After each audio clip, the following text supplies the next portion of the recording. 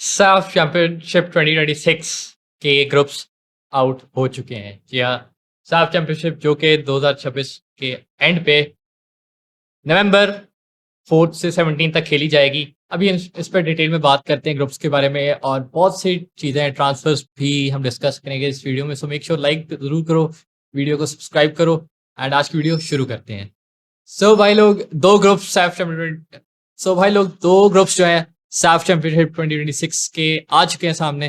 Group A में कौन सी teams है, ग्रुप बी में कौन सी टीम्स हैं, मैं बताता चलता हूँ। बट एक बहुत इसमें थोड़ा सा इशू भी है, क्योंकि ये साफ चैंपियनशिप जो है फीफा विंडो से बाहर शुरू हो रही है, डेट्स इसकी बाहर है। 4 नवंबर से बेसिकली ये स्टार्ट हो रही है, 17 नवंबर तक जाएगी। ढाका बांग्लादेश में ये खेली जाएगी। सो मोस्ट प्रोबेबली हमारे पाकिस्तानी प्लेयर्स हो सकता है कि ग्रुप स्टेज वाला जो पहला या दूसरा मैच होगा वो मोस्ट प्रोबेबली उसमें शायद वो इन्वॉल्व ना हो। बट लेट्स सी, ये तो टाइम ही बताएगा, क्योंकि अभी सिर्फ और सिर्फ इसके ग्रुप्स अनाउंस हुए हैं। और तो इसमें ग्रुप ए में जो जॉन सी टीम्स हैं मैं आपको बताता चलता हूँ। बांग्लादेश है, भूटान है, श्रीलंका ग्रुप ए में है। ग्रुप बी में मालदीव्स है, पाकिस्तान है और इंडिया है। तो ये दो ग्रुप्स बन चुके हैं, और इसमें मेरे ख्याल से सबसे बड़ी गेम पाकिस्तान वर्सेस इंडिया की होने जा रही है। आई नो कि इंडिया की मोस्ट प्रोबेबली अंडर 23 टीम आएगी, बट स्टिल अभी वो कंफर्मेशन आनी है। और इस मेरे ख्याल से फुटबॉल वालों को भी क्रिकेट वाला फंडा नज़र आ गया है कि आपने व्यूअरशिप और आई बॉल्स बेसिकली किस तरह से गैदर करने हैं। तो वो इस तरह से ही हो सकता है कि आप एक बड़ी गेम रखते हो जो कि पाकिस्तान इंडिया की सूरत में उन्हें रखती है। एंड ग्रुप स्टेज में पाकिस्तान इंडिया का मैच होना, वो भी बांग्लादेश में, मतलब लुक्स लाइक सपोर्ट पाकिस्तान को ज़्यादा होगी आई थिंक।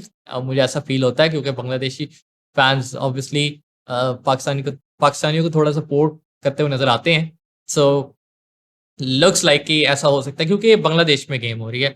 अगर ये एक न्यूट्रल वेन्यू पे होता, जैसे आप कह लो कि फॉर एग्जांपल मालदीव्स में होता, तो मे बी हमें दोनों साइड्स पे प्रॉपर एक इक्वल सपोर्ट देखने को मिलती। सो ये गेम मेरे ख्याल से बहुत बड़ा होने जा रहा है पाकिस्तान इंडिया का। इस पे हम डिटेल में डिस्कशन आगे जाके भी करते रहेंगे। ऑब्वियसली अभी तो काफ़ी टाइम है साफ चैंपियनशिप में, बट ये एक बहुत बड़ा गेम होने जा रहा है। एंड आई थिंक हमने जो 2023 में खेला था साफ चैंपियनशिप में इंडिया से, जो कि इंडिया में हमने जाके खेला था, काफ़ी उसमें ऐसे मोमेंट्स भी थे जो कि मेरे ख्याल से नहीं होने चाहिए थे। काफ़ी उसमें थोड़ी heat up, obviously Pakistan India का मैच हीट अप होता ही है, ऐसे हीट ऑफ द मोमेंट्स होते हैं मैच में। सो ये एक बहुत बड़ा गेम होने जा रहा है। एंड पाकिस्तान की जहाँ तक बात है, उसके इंडिया के साथ साथ मालदीव्स का जो गेम है वो भी ग्रुप स्टेज में है। सो रिसेंटली हमने डायमंड जुबली कप में पाकिस्तान ने 3-0 से हराया था मालदीव्स को।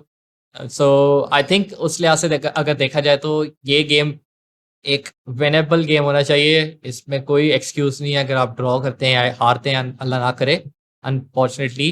अगर हम हार भी जाते हैं लेट्स सपोज, तो ये बहुत हमारे लिए बहुत बड़ा धचका होगा, क्योंकि हमने रिसेंटली अभी हराया 3-0 से। सो मेरे ख्याल से ये एक विन होनी चाहिए, इजी विन अगर आप कहना चाहो इसे कह लो। मेरे ख्याल से ये होनी चाहिए विन। इंडिया अगर वो अपनी अंडर 23 टीम भेजती है तो मोस्ट प्रोबेबली हमें वो गेम भी जीतनी चाहिए, और इसमें कोई एक्सक्यूज नहीं होना चाहिए। सो अगर आप देखो ओवरऑल, तो ये दो गेम्स हमने जीतने ही जीतने हैं। अब डिपेंड करता है कि हमारे प्लेयर्स कौन से अवेलेबल हैं, कौन से नहीं अवेलेबल। तो ये एक बहुत बड़ा इशू है कि हमारे प्लेयर्स, आई होप के उनके क्लब्स जो है रिलीज़ करते हैं। गिलानी साहब या जो भी फेडरेशन में लोग हैं वो अपने ऑफिशियल रिक्वेस्ट भेजें क्लब्स को। तो मेरे ख्याल से ऐसा हो सकता है कि शायद वो फिर उसके बाद प्लेयर्स अवेलेबल हो जाएं।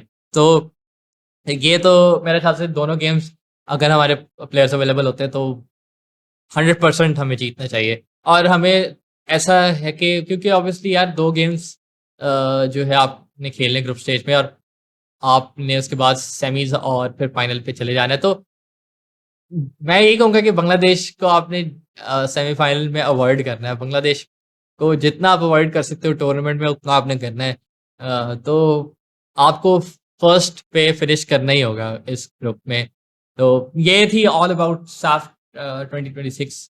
इसमें बांग्लादेश और भूटान, श्रीलंका भी दूसरे ग्रुप में है एंड लुक्स लाइक बांग्लादेश और हो सकता है कि श्रीलंका, मुझे फील होता है कि शायद ग्रुप ए में से आगे चली जाए। तो ये मतलब सारा डिस्कशन इस पे रही है साफ 2026 चैंपियनशिप जो कि खेली जाएगी। इसमें बहुत बड़ा इशू इन्होंने ये किया कि इस फीफा विंडो से बाहर डेट्स रखी हैं। आई गेस 9th या 10th नवंबर के अराउंड जो है फीफा विंडो शुरू हो रही है और इन्होंने 4th से जो है शुरू कर दिया। तो इशू तो होंगे, सारी टीम्स को ये वाले इश्यूज होंगे कि उनके मे बी प्लेयर्स उनको ज्वाइन ना कर पाए at the start the tournament. So ये थी ऑल अबाउट साफ चैंपियनशिप। इसमें और मज़ीद डिस्कशंस होती रहेंगी, फिक्सचर्स और टाइम्स आते आएंगे तो उस पर भी बात होगी एंड वेरी होपफुल कि ये हम टूर्नामेंट एटलीस्ट हम सेमीफाइनल तक जाएं। हु नोस के फाइनल भी हम खेल लें अगेंस्ट बांग्लादेश। मेरी तो यही ख्वाहिश है कि पाकिस्तान बांग्लादेश का ही फाइनल हो और मुझे ऐसा नज़र भी आता है अगर तो इंडिया की मेन टीम नहीं आती। तो अब आगे बढ़ जाते हैं और कुछ ट्रांसफर्स पे बात करने लगा हूँ मैं और आई थिंक बांग्लादेश फैंस भी काफ़ी उस पर खुश होंगे। तो उनको भी इस जो अब आगे मैं बात करने लगा उस पर मज़ा उनको आएगा। तो यार सबसे पहले मैं थोड़ा पाकिस्तान प्लेयर्स को टच कर देता हूँ। उसमें शायद दोस्त जो है सिटी क्लब ढाका में वो खेलेंगे नेक्स्ट सीज़न। उनकी डील हो चुकी है during the world cup. I think उनका कॉन्ट्रैक्ट साइन हो गया था एंड वो खेलेंगे सिटी क्लब ढाका के लिए। इस बार ब्रदर्स यूनियन के साथ नहीं होंगे। हाँ, जो कि आई थिंक ब्रदर्स यूनियन में उनका बेस्ट टाइम रहा शायद दोस्त का। ऑब्वियसली उसी की बेस पे हमें डायमंड जुबली में भी स्कोर आपके सामने स्कोर करते हुए नजर आए थे। तो एक टॉप फॉर्म में चल रहे हैं शायद दोस्त and he will be playing in the Bangladesh football league this time for city club Dhaka. इसी के साथ अब्दुल समद जो कि पोपो एफसी के साथ काफ़ी टाइम से हैं उनकी अकेडमी में, उसके बाद उनकी मेन टीम में और नेशनल चैलेंज कप भी खेले थे अभी मेमसन्स के लिए जो कि डिपार्टमेंट है एंड बेसिकली पोपो एफसी की वो टीम थी। तो उसमें भी वो शामिल थे एंड रिसेंटली वो ट्रायल्स पे थे अजरबैजान की साइड काराबाग और उन शहजाद अनवर साहब के साथ थे। आई थिंक 2 प्लेयर्स ऑन वो लेके गए हुए हैं ज़ारे बैदर आई थिंक और आबिस रज़ाक। तो जो अभी तक ऑफिशियल न्यूज़ है वो ये है कि अब्दुल समद ने ज्वाइन कर लिया काराबाग की यूथ टीम एंड बेसिकली काराबाग वो साइड है अजरबैजान की जो कि रेगुलरली यूरोपियन कॉम्पिटिशन्स में होती है, चाहे वो चैंपियंस लीग हो। लास्ट सीजन में चैंपियंस लीग खेले थे, इससे पहले यूरोपा लीग भी वो खेलते रहे हैं।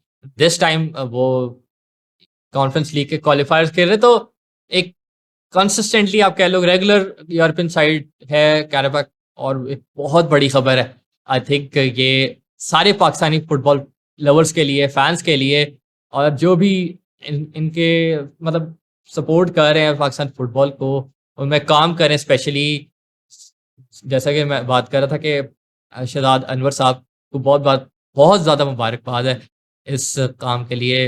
हालांकि मेरे ख्याल से जितना वो काम कर रहे हैं इससे ज़्यादा वो मतलब अप्रिसिएशन डिजर्व करते हैं और मुझे नहीं पता वो लोग उनको क्यों इतना मतलब अप्रिशिएट नहीं करते। इस पोस्ट या इस न्यूज़ के बाद मुझे थोड़ा सा फील हुआ कि हाँ, जो वो रिकग्निशन डिजर्व करते हैं वो उन्हें मिल रही है। सो ये बहुत बड़ी खुशखबरी है पाकिस्तान में जितने भी कोचेज़ हैं काम कर रहे हैं, जितने भी लोग फुटबॉल के डेवलपमेंट के लिए काम कर रहे हैं, तो उनके लिए एक बहुत बड़ी खुशखबरी है। साथ ही साथ हमजा चौधरी से रिलेटेड एक बहुत बड़ी खबर है जो कि मैं आपके साथ शेयर करना चाहूँगा और हमारे बांग्लादेशी फैंस भी इससे जो है खुश होंगे। वो काराबाग से ही रिलेटेड है और हमजा चौधरी जो है काराबाग और सबा एफ के जो उनका एक अज़रबैजान का एक और क्लब है वो मॉनिटर कर रहा है हमजा चौधरी की सिचुएशन को लेस्टर सिटी के साथ हैं एंड नेगोशिएट करेंगे मे बी एक लोन डील पे हमजा चौधरी अजरबैजान की साइड में आ जाएं, क्योंकि एक बहुत बड़ी अपॉर्चुनिटी होगी हमजा चौधरी के लिए भी, क्योंकि यार देखो कौन नहीं चाहता कि उनका उनका player champions league, Europa league या इवन कॉन्फ्रेंस लीग जो कि अब यूरोपियन कंपटीशन है उसमें वो खेले। तो मेरे ख्याल से तो एक बहुत बड़ी अपॉर्चुनिटी हो सकती है हमजा चौधरी के लिए, क्योंकि Leicester I think third division में चली गई है, क्योंकि मुझे नहीं लगता कि थर्ड डिवीजन में हमजा चौधरी डिजर्व करते हैं खेलना। He has played in the obviously the premier league as well in the past for Leicester. So Sheffield में वो सेकंड डिवीजन में खेल चुके हैं चैंपियनशिप में। तो मुझे नहीं लगता कि यार वो थर्ड ईयर के प्लेयर हैं एंड आई होप कि वो जल्द से जल्द इस वक्त अगर वो लोन पे भी जाते हैं तो वो सेकंड ईयर या इवन अजरबैजान की फर्स्ट साइड डिवीजन में खेलना वो एटलीस्ट डिजर्व करते हैं। तो ये एक बहुत बड़ी अपॉर्चुनिटी होगी हमजा चौधरी के लिए एंड आई थिंक आप लोग फैंस जो देख रहे हैं वो क्या समझते हैं, प्लीज़ मेक श्योर मुझे इन कमेंट्स में ज़रूर बताएं। एंड ऑब्वियसली बहुत सारी न्यूज़ आ रही हैं बट वो उनको वेरीफाई ज़रूर करना चाहूँगा पहले, फिर आपके साथ ज़रूर शेयर करूँगा। सो मेक श्योर यार ज़रूर वीडियो को लाइक कर देना, सब्सक्राइब कर देना अगर तो आपने नहीं किया। 900 सब्स के आई थिंक हम करीब जा रहे हैं। सो मेक श्योर आप लोग ज़रूर सब्सक्राइब करो। अगर आपको मेरी वीडियोस पसंद आ रही है तो ज़रूर शेयर करो एंड मज़ीद जो अपडेट्स होंगी मैं आपके साथ ज़रूर शेयर करूँगा इन द नेक्स्ट वीडियो में हम कोशिश करेंगे कि एशियन कप के बारे में थोड़ी डिस्कशन करें और जो भी ट्रांसफर्स होंगे रिलेटेड टू बांग्लादेश और पाकिस्तान प्लेयर्स के तो मैं आपसे डिस्कस ज़रूर करूँगा, आपको ज़रूर बताऊँगा। तो आज के लिए इतना ही है एंड मेक श्योर वीडियो को ज़रूर लाइक कर दो, चैनल को ज़रूर सब्सक्राइब करो। See you soon, till then take care, good bye, अल्लाह हाफिज़, अस्सलाम वालेकुम।